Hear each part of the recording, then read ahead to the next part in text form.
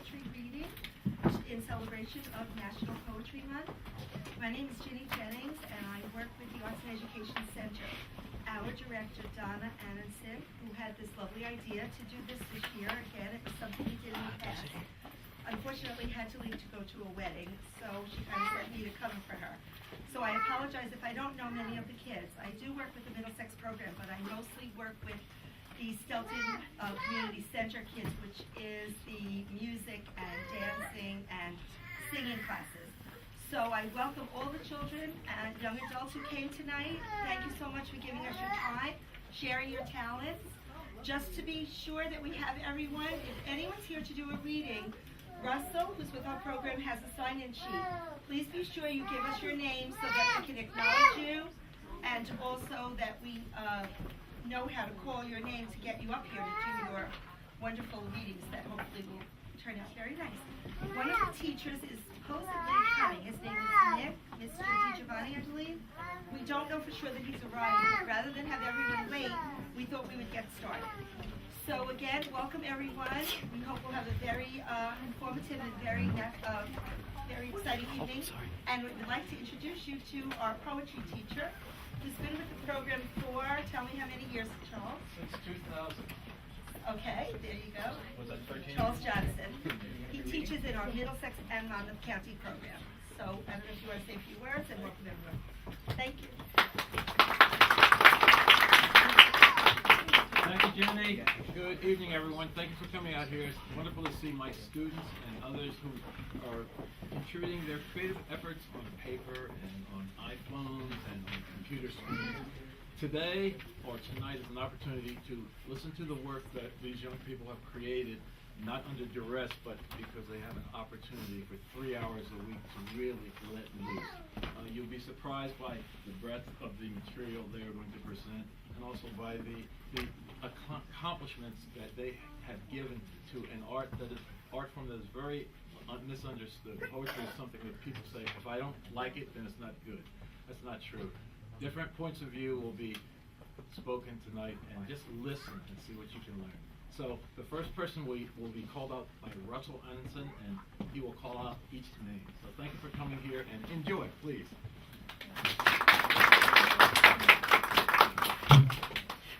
Everybody, I'm Russell Annenson. Donna, who's our director, is my mother, and I've been with the program for umpteen years, almost maybe longer than Charles, actually. Yeah.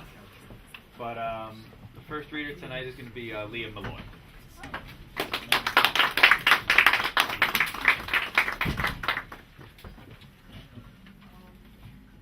My poem is untitled.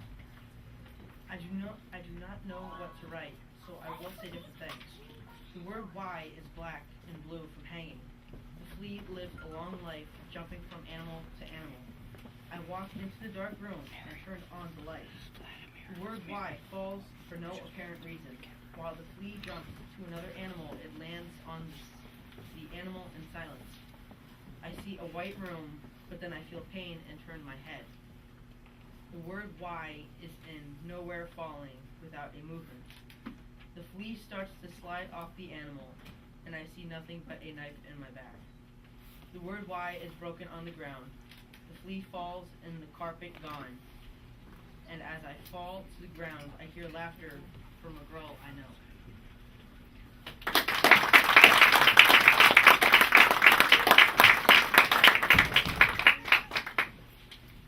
Sophia? This poem is called My Love Letter. If this were a sappy love letter, I would start with, your eyes are as blue as the skies above, as I think of you with words of love. If this were a traditional love letter, I would start with, my dear. If this were an illicit love letter, I would start with, meet me where we won't be found. But this is my love letter, and I would start with calling out your name so that the whole world could hear it, if I only knew it.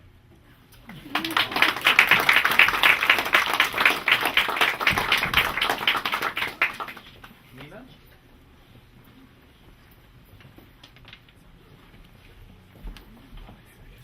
Nina? Oh, I'm sorry.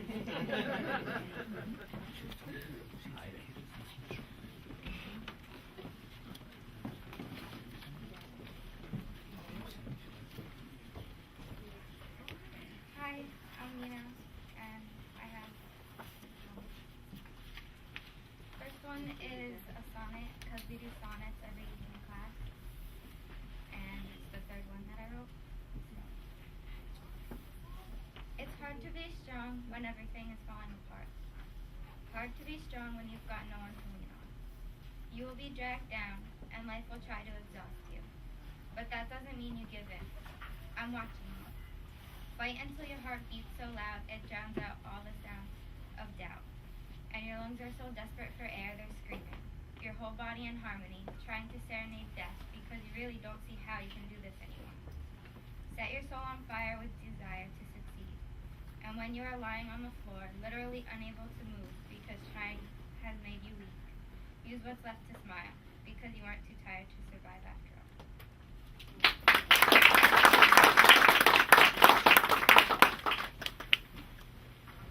My next one is just a poem I wrote a couple years ago, and I really like it. When you were little, they told you it was okay to cry. They told you to be yourself because you are the only you you've got. But they didn't hesitate to take your creativity away, saying, "No, sweetheart, grass can only be green," and laughing when you told them that to be a lost boy was your dream. Every year they got meaner. Every year your hopes shrunk inside. They stripped you of your innocence, covered the truth in sugar-coated lies. It was hard to believe that anyone could be as cruel as they were. But as you realize such is the way of society, forget about humanity. You realize it's not okay to cry, and maybe yourself isn't the best person to be. After so much rejection, you shut down, blacked out, became another perfect robot like the world expected you to be. But there is no beauty in stereotypical melancholy, despite what they lay you to believe, and yourself really is the best person to be. You've been alone for so long because you refused to open your eyes, crying in silence for so many nights, too brainwashed to realize that all along you were right. But you won't get anywhere if you don't take a chance. And I'm telling you now not to hold back because it is okay to cry, and yourself really is the best person to be. So look at the world through your own real eyes and remember your dreams, because society is ugly, but life in itself is a beautiful thing.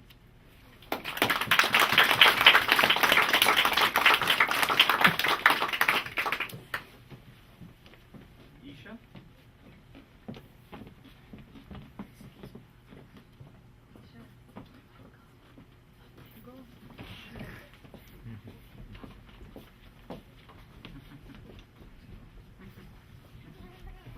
I just have a short little take up poem. Pine trees, long, thin green needles, brushed in thick, sticky tree sap. Its tall, sturdy trunks, extended from branches. No change throughout the seasons. The sweet smell of the pine trees.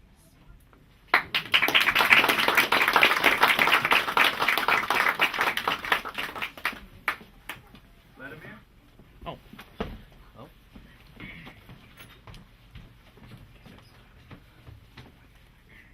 This poem is titled The Plague of the Fatal Death. It's about a horrible disease, as you know. On the first day it cometh, a mucus-filled cough. Few people know of the terrors it will wrought. The second day it feasts from the inside throughout. Thou hast luck if it ends, but this I shall doubt. The third day thou spews. It smells of rotten pine, and the color is the same as that of aged wine. Hell hath taken the body upon the fourth day. Thou shalt shake and be seized, and have thine mind decayed. Come hither the fifth day, no longer full of vigor. Thou lies in bed unmoving, with face horrendously disfigured. Finally come the sixth day, the heart's rhythm shall decrease. Find peace in this freedom, for thine life has now ceased. Doth one know what may be the cause? Prepare thyself, for it will bring pause. Beware the prepubescence, from thine childhood recall. How many this plague hath taken? Cooties will bring death to us all.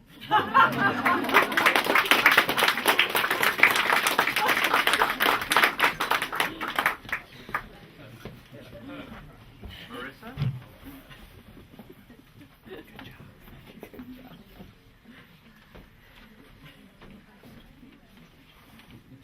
My name is Marissa, and I have a poem titled In the Morning. Silence the sirens. They're blaring. Stop the clock from tick, tick, ticking. Clear the skies of birds and trees. Strip the sun that's burning free. Stars disappear. My eyes I shall blind. Empty the staircase so I can find my way to a heart frigid and cold. Pray, pray, I was told. I miss you, I plead on my knees. What good thou do but tear at my jeans? May angels watch you through the night and keep you in their blessed sight. Chime, chime, let the church bells cry. Let the sky darken, the air run dry. 6 feet under, you will sleep, and I will tread in the morning with your soul to keep.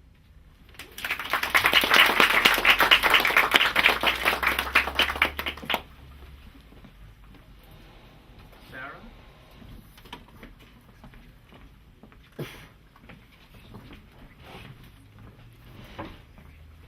I'm Sarah, and this is a poem that I wrote called Orchid. Along a field of daisies, in a perpetual row of light, lies an exception of an orchid, shining in the light, with billowing pink petals, smooth and silky to the touch, a masterpiece of its own, with beauty nothing but one. It lies on its own little island, in the sea of commoners, with a self-earned dignity, flying like the birds. It's a vibrant story, with telltales of its own. Nothing but radiance and happiness shall ever be shown. One cannot express the independence of an orchid, always on your good side, and angelic like a small kid. Singing out to the moon, winking to a star, the orchid never stops until it goes far. Its beauty unmatched, the orchid will soon tire, but it will leave a seed with a new orchid for the rest of the world to admire.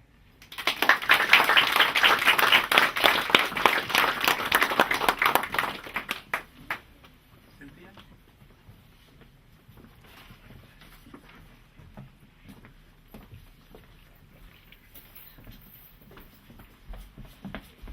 Hello, my name is Cynthia, and the title of this is Teen Pregnancy. If she were a book, he would have memorized her table of contents already, read her from cover to cover, hoping to find a typo just so they could both have something to work on. If she came in a drink, he would drink her until his vision was blurry and his friends took away the keys. She kept the Bible close to her every night, constantly trying to beat spirituality into her chest, trying her hardest to stop her heart from caving into its own insecurities and impurities. Every night, wrapping herself up in her own confessions. Every morning, washing the truth off along with the white residue that she couldn't rub off from the night before. She carved a smile into her face, painting it with makeup so that no one could see the streaks where the tears lay down every night to rest. She was known as the school whore, because rumor had it as that she messed with older guys and was always at their dorms. Her demeanor was cocky, but her attitude was confident. However, looks can be deceiving. You see, because the pain tore at her skin so much that she was constantly bleeding. The pain that she let lay there when she laid there and did what she felt was her duty, her responsibility. Because from an early age, she became his puppet, and her weakness became his tranquility when she lay there, caged in his own insanity, not being able to do anything but what he told her to do. Like a little porcelain doll in a girl, like a little kid in the mall, she became the reason why the caged bird sung. She loved it when it rained because the raindrops could hide the pain that she felt when she was contemplating having her baby call her father granddad or pop-up, because having it call him father would just be too awkward for her. The truth is, approximately 1 million girls and boys between the ages of 15 and 19 will become teenage parents this year. About 500,000 of them will be in the U.S., each one having their own story to tell. Some are told on TV, others lay hidden in the shadows of embarrassment. 3 out of 10 girls will become pregnant before they turn the age 20. That's about 750,000 pregnancies a year. She lives in fear, not knowing if her baby will have her father's eyes or her mother's ambiguity. She, a queen who laid there battered and beaten, a piece of meat, and she was eaten. But in society, she was just another statistic, another number to add to the bunch. A dumb girl with a pretty face, an unsolved case, a disgrace to her race, a waste of space, a girl to give a dirty look to. Because in the eyes of the judgmental, that's exactly what she was like. Just look at her. I bet she sucks lollipops for practice. She's claiming that she's a good girl, but she's probably just a good actress. Probably doesn't know how to do anything that doesn't involve her back laying on a mattress. We lose our sympathy for those who have fallen victim to teen pregnancy. We lose our sense of humanity. Not having any mercy on the broken or the cries that weren't spoken. If these tears could speak, they would apologize for the pain they've shown, the scars they exposed, the agony was full grown. She was waist deep in her promiscuity, but she climbed into a boat full of the rumors that she herself began to believe. She fell in love with the person she wished she could be and had her heart broken by reality. You see, she was just a little girl. A girl who didn't have to come up with a fake name for her baby's father. Everyone knew she had been around the block and back. They probably figured that she wouldn't even know if they asked. Her legs became chambers, easily opened by anyone who called her beautiful. She was more than the girl next door. She was the girl at your front doorstep, trying to barge her way into boys' hearts, willing to do anything who called her beautiful, as long as their voice did not resemble the one that called her baby girl, who introduced her as his daughter. She allowed herself to be set up like a sample at a grocery store, there to be picked over but never fully paid for. She's the longest Prozac commercial I've ever seen. And her eyes cried so much, almost as if her eyes were the only Christmas lights worth being seen all year. You see, she got really insulted when guys asked if they could hit it as if it hadn't already been beaten. We've turned these girls' struggles into MTV specials. A girl came up to me and told me that she was vomiting out her future like a grandmother clock with alcohol poisoning. You see, she asked, if I was pregnant, would you disown me, or would you not talk to me anymore? I said no, rather I would clothe you in support, because losing another baby to a clinic or a stressful teen would be illogical. These girls have a complex with themselves. Having them being judged could make them lose it. So why joke about a serious matter and risk it? Because this is teen pregnancy. It's not just another statistic.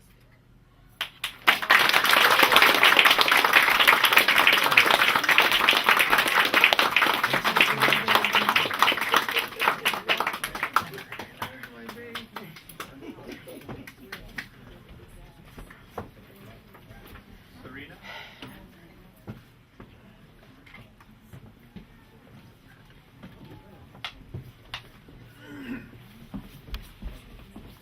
Hi, I'm Serena and I'm in Charles's poetry class. I just have two poems.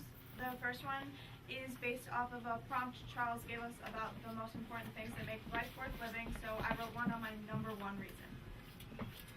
Love is a heroin balloon full of hard rock candy. Love is that last letter of the crossword, those last words you never heard, that last screech of a fallen bird, that last puzzle piece that slid so far behind the couch is practically impossible to reach. A promise to teach, to preach, a promise of something beautiful. That last second before you dot the I, that last breath before the final whispers. That last plummet to the earth before the bird catches itself, is caught.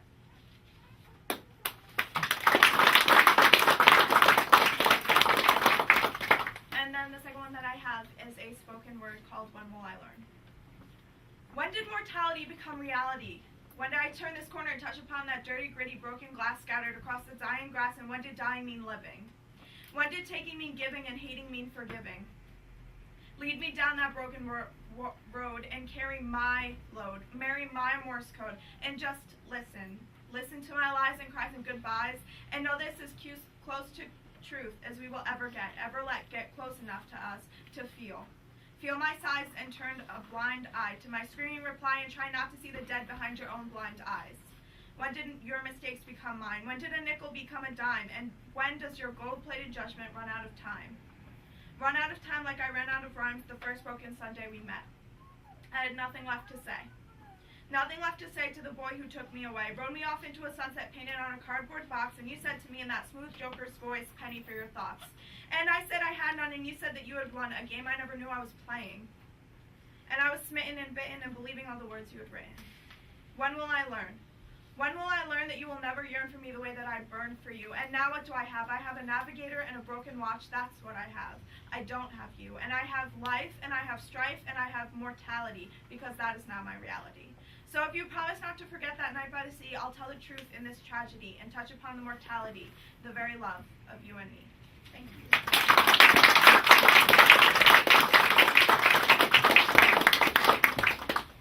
Dylan?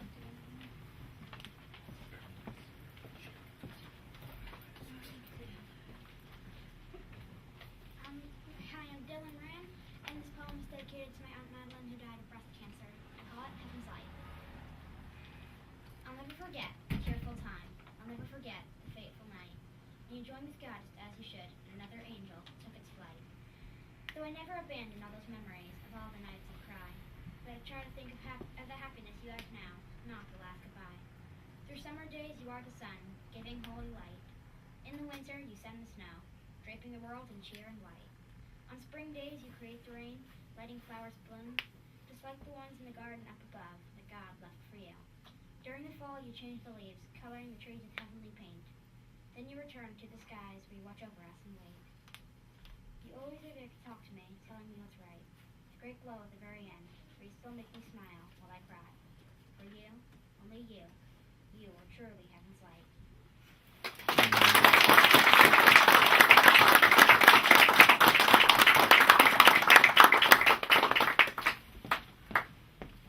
Ada?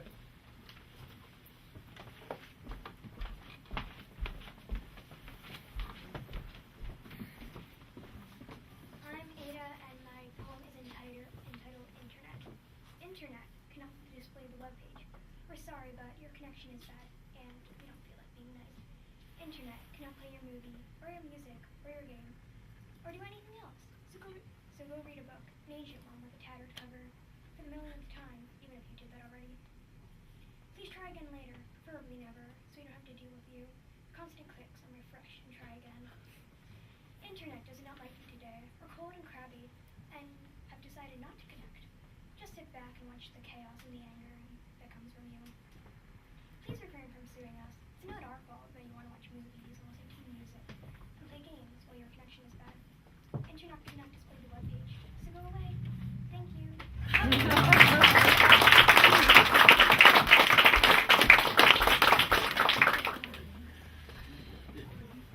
Nina?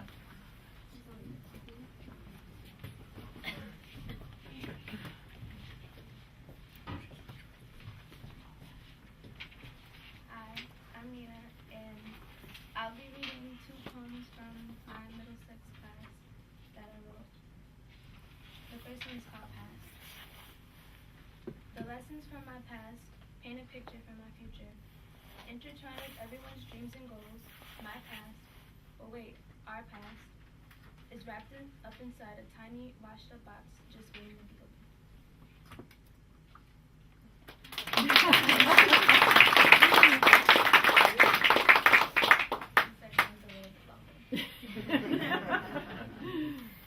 Anger management.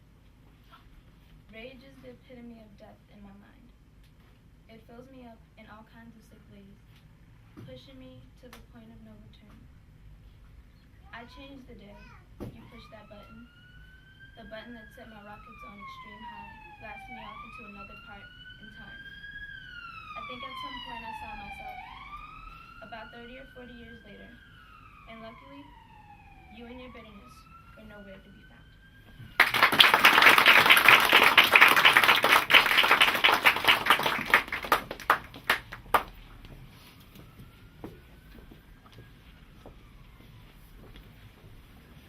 Is there anybody else that came to read that hadn't read? Don't sign in? Oh no, I was there. You signed in? Metuchen NJ. Mark you up, I'm sorry, that's my fault. Alright, well, I'm Ashley Hernandez. I'm on the list. My poem is called Remnants of August Heat. You claimed that it was just another day of rain meant to contrast the remnants of August heat, but I knew better, as did you. In fact, you knew this more than I. The rain, from what I recall, would have never left those crimson licks behind from such a scalding kiss. It would have caressed me rather than ensuring that I was drenched in warmth, so that, were I to leave, my lips would quiver more violently than fear had already enabled them to do. What I was presented with instead soaked deep enough into my skin that I could feel it gnaw at my veins. I'm sure it meant to find my lungs, to make me choke and turn blue rather than pale. There was too much irony in white. Worst of all, it did nothing to oppose the remnants of August heat.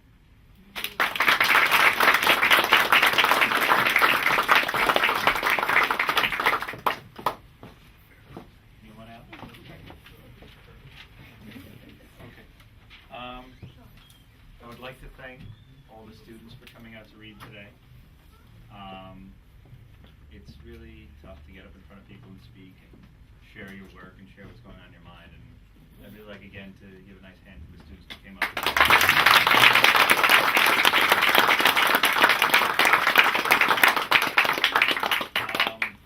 I'd like to ask our poetry teacher Charles to come up and to read a few excerpts.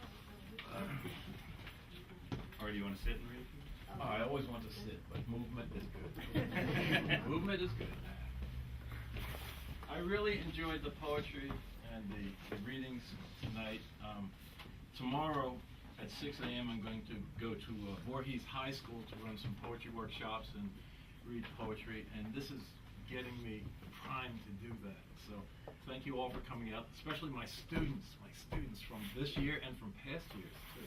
It's really nice. It is hard for someone to get up and read in public. It's not very easy at all, except if you don't pay attention to the audience and you just get involved in the language that you love to share with people. I'm going to read some poems from a couple of my books. I promise not to hold you too long. I didn't know I was going to do this, but many people ask me, where do we get ideas for our poetry? Where do poets get the inspiration? I have a poem here called Ars Poetica. That's the Latin term for the art of poetry, which was written in a series of letters or epistles by Horace, the 1st century BC Roman poet, and he gave the description of where poetry comes from and what it should include. It's basically everything you've heard here tonight: metaphor, simile, creativity, alliteration, rhyme. This Ars Poetica has an epigraph by a Chilean poet, Vicente Huidobro. El poeta es un pequeño Dios. The poet is a little God. Where does poetry come from? It starts slowly, like a drop of rain kissing a tin roof, the way a thrown stone skips across the surface of a pond, full of thought and purpose. A single letter written on a still blank page. One, then another, until a word is formed, a phrase, a stanza flooding down from above. Ideas splashing together, slipping over eaves in beaded columns of meaning, swallowed by a thirsty earth that later punctuates these run-on sentences with a single blossom here and there. Beauty that makes sense only when you step outside the house. Now, the beauty that we tend to overlook is always in front of us in the most unlikely places. This is a poem about one of those places. It's entitled Paterson. Paterson, New Jersey. The school system there is a place where I run poetry workshops once a month in a variety of the schools, either middle schools or high schools. This poem is about the first time I was at the East Side High School. You may have heard of that high school. It has a very checkered urban reputation. Paterson.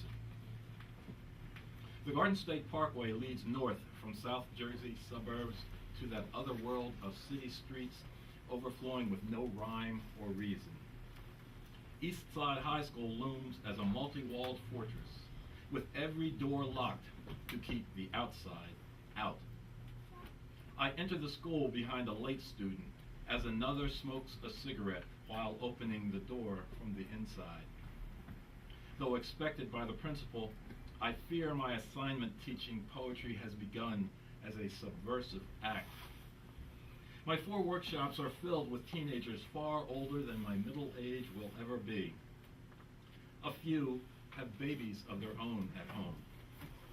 Others wait for scheduled interruptions in their education so they can serve a harsher sentence imposed by society. East Side isn't the typical place where I read poems and urge others to make their own worlds and words, but it is real. The poetry there is alive. It sits in front of me and squirms in its seat, waiting for the bell so it can spill like a waterfall from school. Every outburst and sigh ask me to hear the rhythms of other lives. Leaving at the end of my last class, I need no secret passageway to get out. All the doors are unlocked, and I see city streets being flooded with poetry that is incapable of ever drowning. Now that poetry that's capable of ever drowning sometimes doesn't speak the same language I grew up with. I had the opportunity to participate in a series of poetry workshops in the summer in Paterson about 10 years ago. It was for the students whose parents were not English speakers. Most of the students came from Spanish-speaking homes. There was one boy there who came from an Arab Arabic-speaking home, and another boy came from a French-speaking home. But this was a program designed for young people in middle school to learn more about English by studying poetry. This poem was written after that 2-week adventure. It's called Tongue Twisters. La poesía es vida. Poetry is life for 22 immigrant English as second language middle school students. For 3 hours each morning, they write about the homes left behind in Colombia, Nicaragua, Panama, Mexico. A 2-week summer school in Paterson, New Jersey, where the Dominican Republic is not allowed to be spoken of in its vowel-rich language of romance. La poesía es vida. When the students write, some make Puerto Rico the 51st state, not with an act of Congress or a vote by the people of San Juan, but by language. Others tell of the Andes sliding into the Pacific off the coast of Chile, a tale of foreign magic translated for domestic use. La poesía es vida. It wears down the lead in their pencils and scorches the paper they write on. It rises like smoke, signaling new ways of saying what everybody knows without using any words at all. La poesía es vida. Now, poetry can be a lifesaver too. It is a lifesaver for the young people with whom I work, and for myself. I've had an opportunity to live a very interesting life, make it this far, and I wrote a poem that, for me, is very personal because it explains how poetry can be translated across cultures, across time. It's called Bamboo Viper. This poem is about my service in South Vietnam during the Vietnam War. Bamboo Viper. It was the length of my arm from fingertips to elbow, hidden beneath a leafy blanket covering a jungle trail in South Vietnam. We called him Johnny Two-Step as we humped the boonies on missions that sought to search out and destroy the only humanity we had left. We had heard a GI could take just 2 steps if bitten by a bamboo viper before the venom snaking through him brought his war to an end. I don't know what made me look down before stepping into eternity, but I did. Something had tugged at my jungle fatigues, and I froze before fleeing back to my unit. I had avoided touching everything Vietnamese while in the country I had volunteered to fight for. After I came home, my poems reached out to offer understanding. I was still running 3 decades later, trying to outrace the serpents chasing me. Lee Win, my Cambodian scout, was gone. Sal, my Cambodian lover, was gone. Nothing Vietnamese until a young woman smiled after I read my poetry at a suburban bookstore. She told me her mother was from Saigon, then shook my hand and said, "Thank you." Before I could run away, she hugged me for the decision I had made. She thanked me again for stepping into her mother's world, in spite of the poison that lurked there.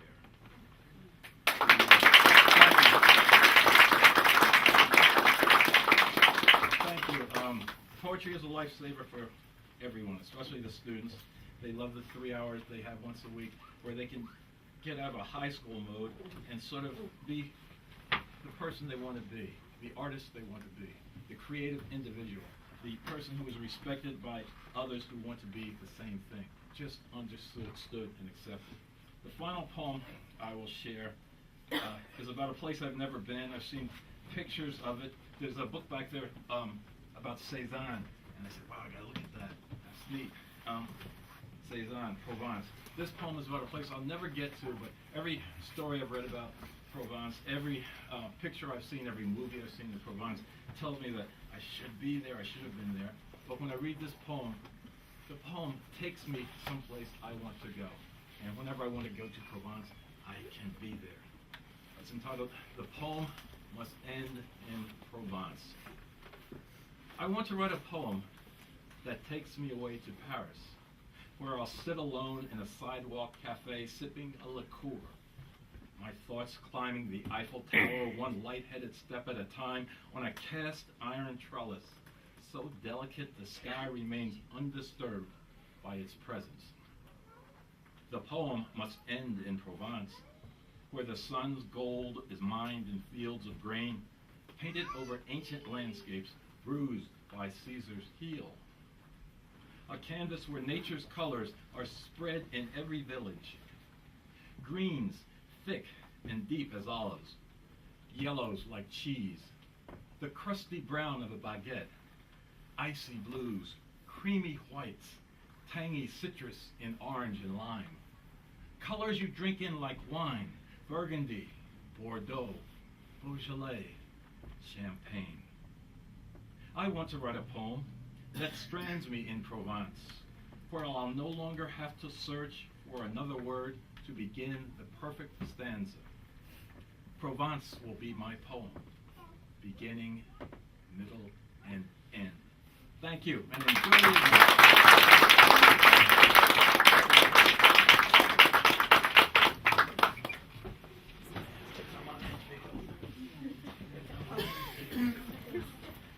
Thank you, everyone.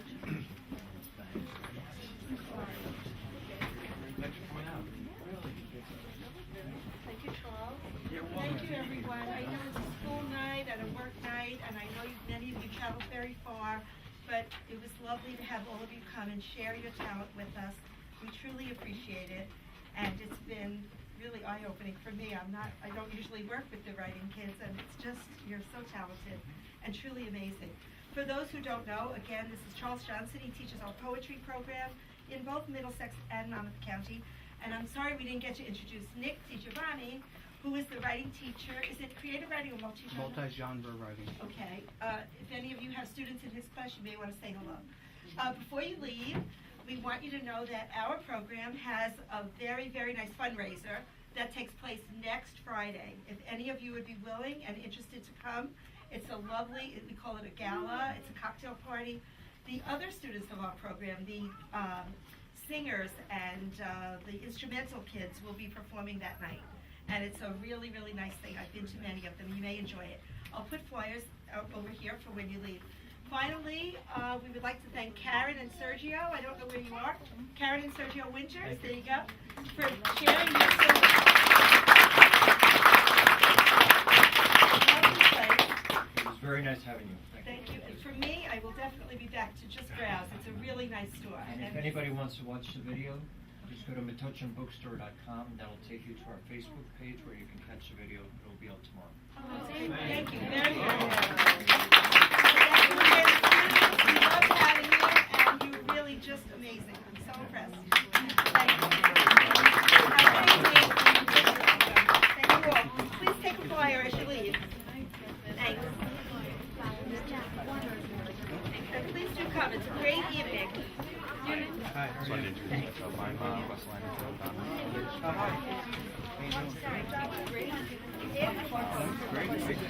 Unfortunately, she had a little wedding.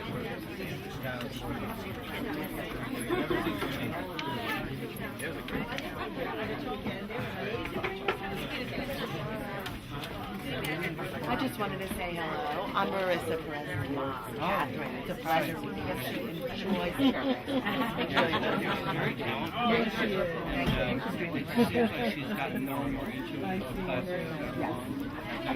Coming a little bit more out of her shell. I think she's really nervous. Yeah, she's definitely awesome in that regard. And she and I have talked about Duke University. Yes. And you go to graduate from Duke, and she walked in wearing a Duke sweatshirt. Absolutely.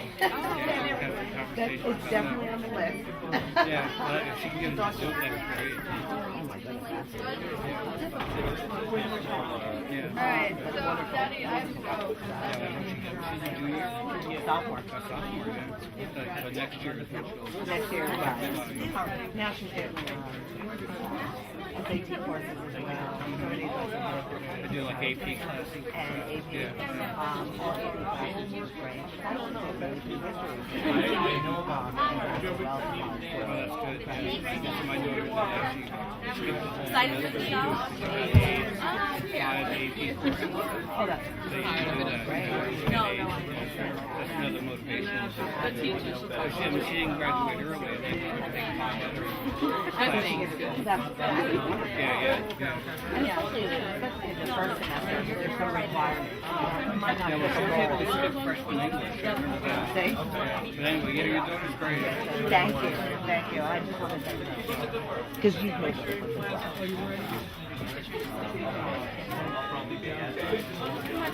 Hi. Nice to meet you. Yes. Good. How are you? How you doing? Hi. Oh, excuse me. Hey. You did such a good job. See you tomorrow. Good job. Did a wonderful job. Yes, I'm the theater teacher.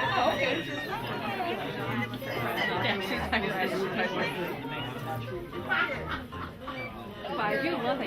Thank you. Thank you.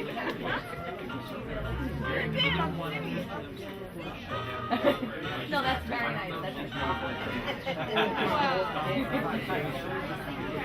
So I'll see you for the show. All right.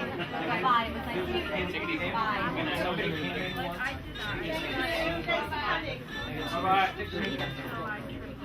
There has to be one there. Seriously? Thank you for coming.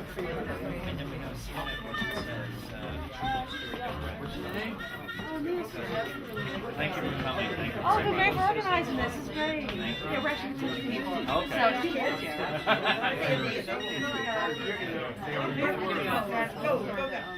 Well, you know what happened here. Yay! Very nice. That's great. Look at some other young men chat.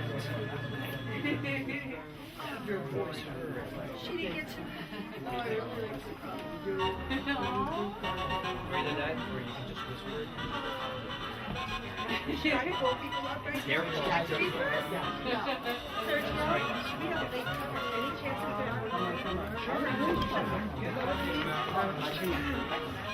Does she want to? Yeah, she wants to. You want to? Well, don't force her. It's very, You signed up for it. We'd love to hear you. No. I enjoyed what you were reading. Why don't you just Why don't you just sit down here? Just sit down. You don't have to go to the Will you at least sign in that you can?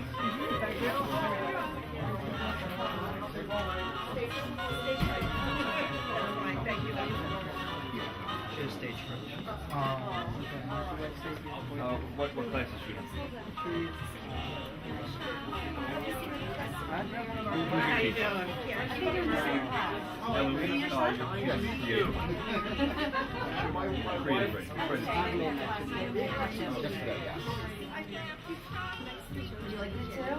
Creative writing. Okay.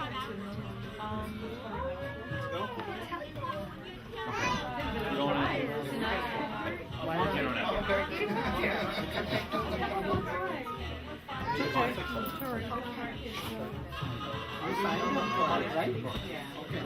Can I read it? Sorry.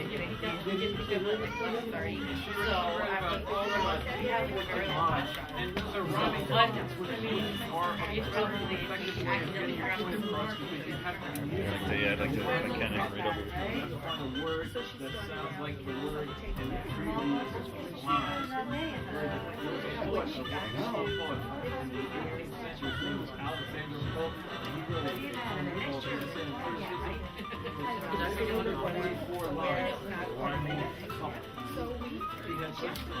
full first-hand what you're doing is the last one.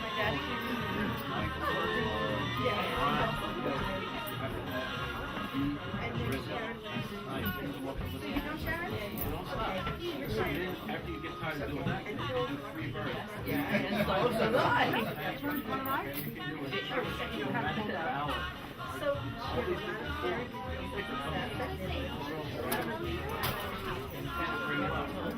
Never ever be ashamed you know what? Your work will help somebody else appreciate and that's why poetry is often music, literature, novels, play, and it helps people see beyond where they don't so never be afraid of change.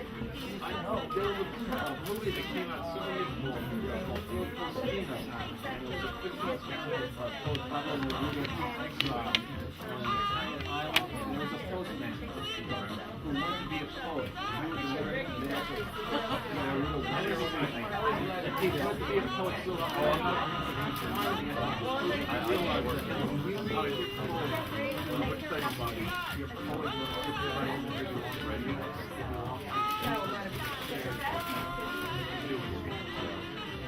Remember that. Like if you're back hearing that. Okay? No, you don't have to read that. If you ever get a chance to see it, like, it was several years, maybe 10 years. It's well worth it. Very,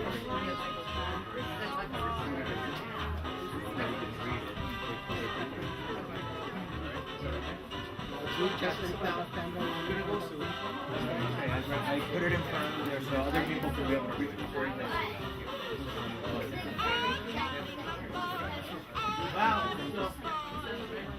You used to come to 7-Eleven, your friend, so he keeps like seeing you there. Off of Park Square. There was like those brick houses. Oh yes. A friend of ours bought a house over here on Main Street. Yeah, they used to live First day there. you came and moved somebody and I met you. You had little dot. Little boy with long hair. Yeah, that's right. There he is right over there, but he has short hair now because they made him cut it at school. Okay, yeah, that's what happened. You take the time. Day that you feel improved, any day, Ako, nakita din ng maliit. $30. Oh, it was a special meeting. Gotta come to you. What do you want? He wants a lollipop too.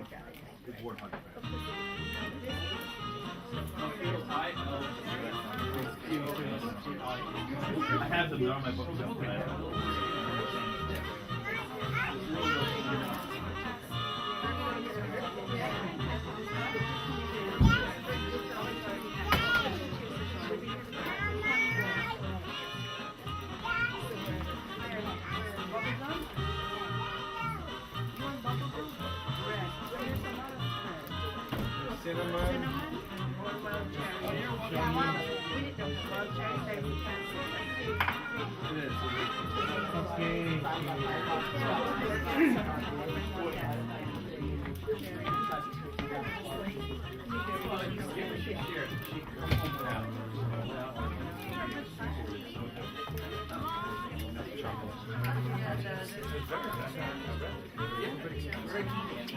It's not easy.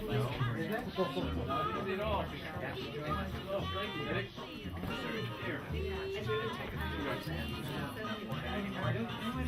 they're like adult lollipops. Yeah.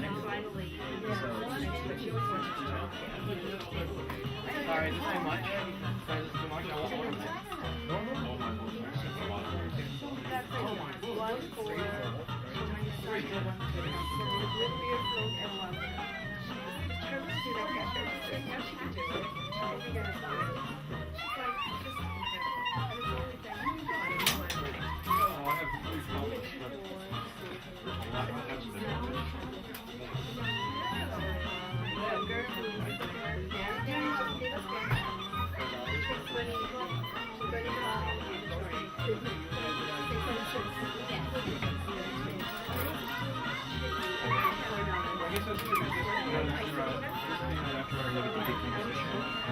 No, I was just, yeah, I can see.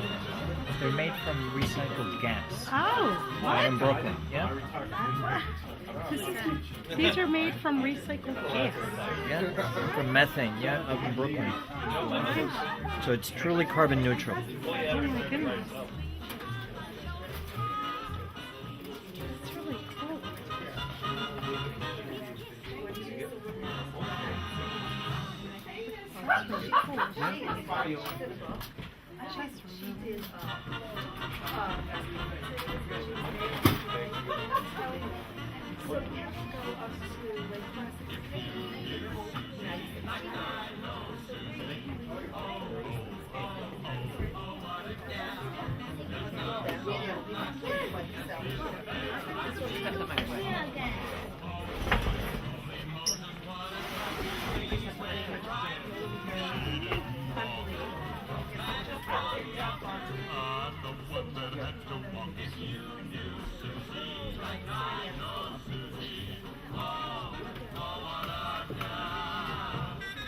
Thank you again. Thank you again.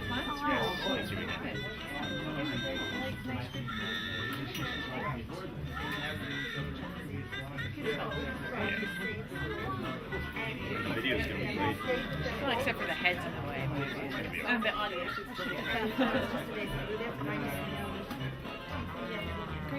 Probably link to it on Facebook so you can send it to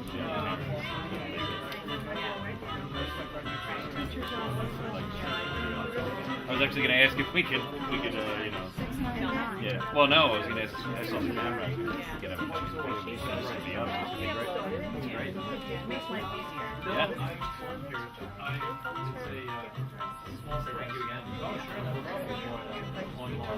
again. Yeah. Great.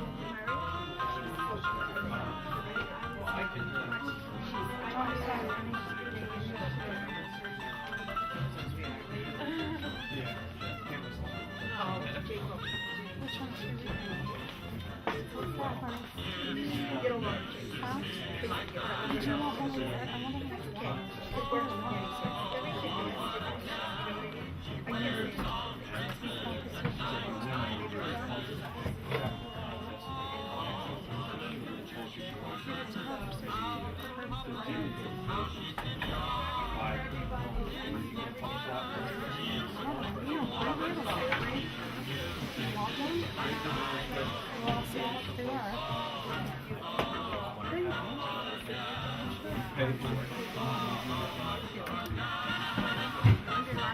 Don't feel bad about that because one of the greatest poets in America, Walt Whitman, did that. He wrote his book, he printed it, he was a printer also, and he sold it and he reviewed it. He talked about it in his review how great this poet Walt Whitman is. We find leaves of grass so upon us, came out in 1885, we can do that. We abolish leaves. Well, you don't want to do that. You want to keep her. You want to keep her. You want to publish a magazine. I didn't sleep. Magazine that changes the rights to publication. And you know the rights to you want to do that because suppose you get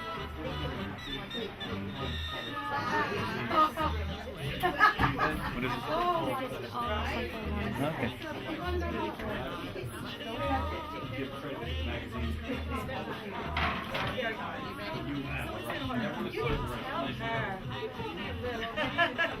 About the connection of music school and all of that. What's your name? I said no. That was the biggest thing that I was going to say. Yeah, we call it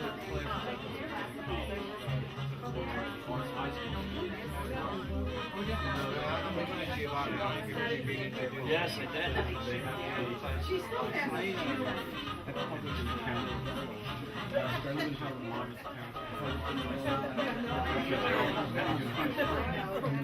She wanted to know.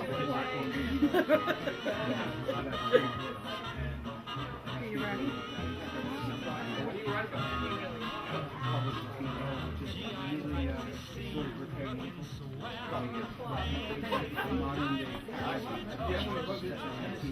I have a table.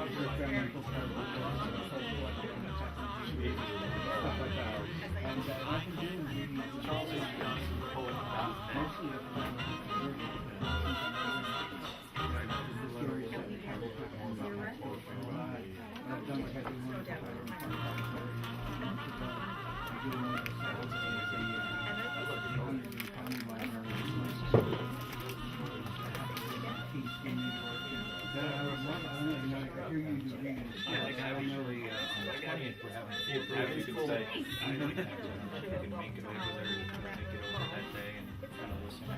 Charles approved.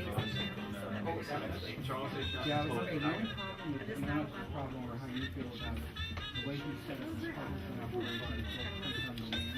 So there's no. Well, it's regular way.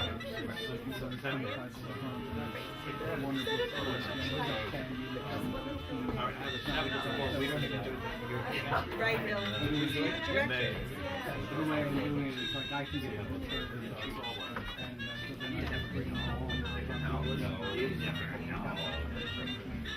We do one or the other. We do either. You always have to get one thing they deserve now. Having food. Nina, thank you so much. Thank you. Get over there. I didn't think she was going to do it. I knew she was going to do it. I knew she was going to do it. Yeah, I know. You haven't watched it. Yes, I had her last year. I couldn't say the same thing this year that I said last year. She's making me better. You wait to say goodbye? I'm sorry. Thanks, you. Because you're going to meet their multiple readings. Yes, You have auditions way I want you to meet Bert Barron from Sentencing Season. The body By the way, it hurts. Definitely send us an email. Nice to meet you. Take care. Bye-bye. Yep. By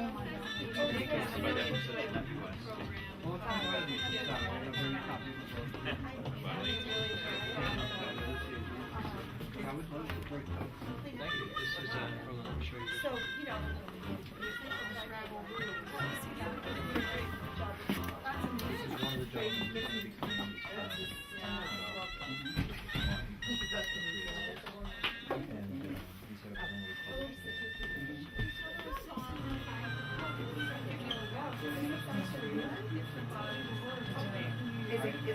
Yeah, you live in Hillsborough, don't you? Yes, I do. Nick's friend. Oh, I know.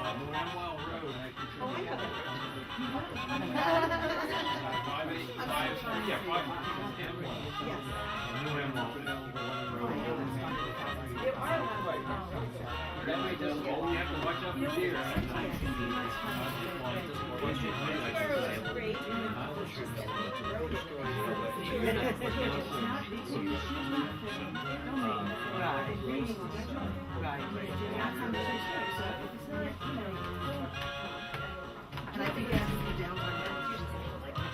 So I don't do that. Keep myself out.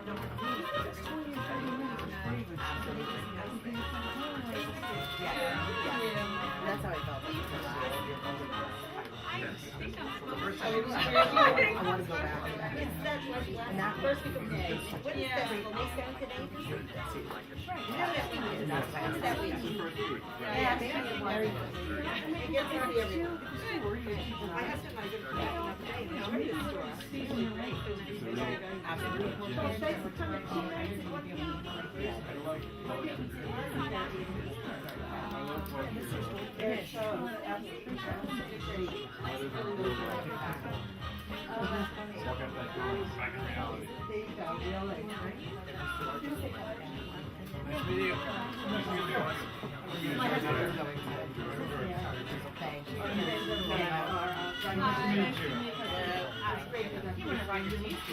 I knew it would take a while. She's like, yes, I do. I'm in special ed. Thank you again. Hold it back. Thank you.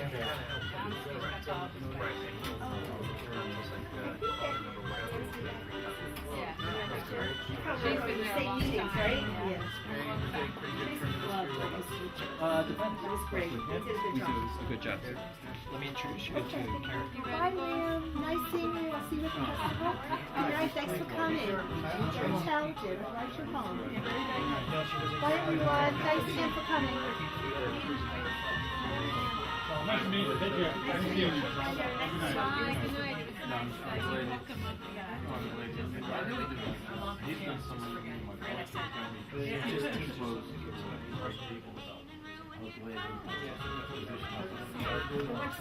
Thanks for having us again. Thank you very much. Very nice. Sure. Wonderful. Have you had any other ideas about how they grab him and you can use the store? But I'm glad I got to come and see all kids. So thank you. It's nice to meet you. Good night. Nice to meet you. Thanks for having me. See you next week. Yes. Very nice to talk to you. Bye-bye now.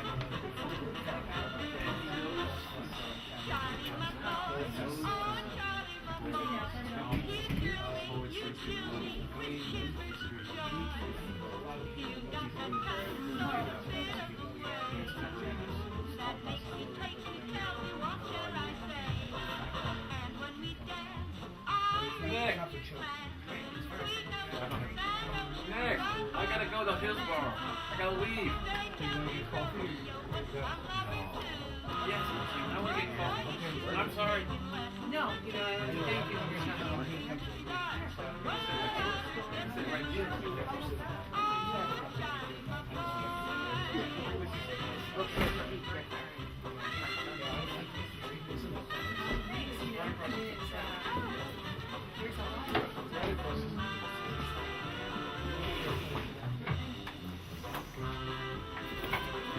I'm ready to roll.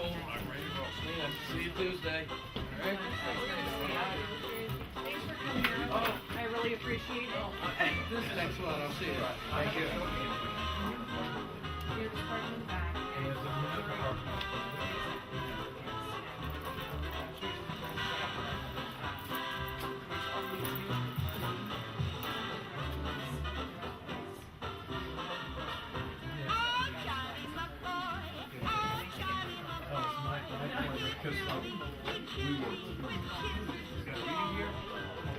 Yeah, no, I appreciate it.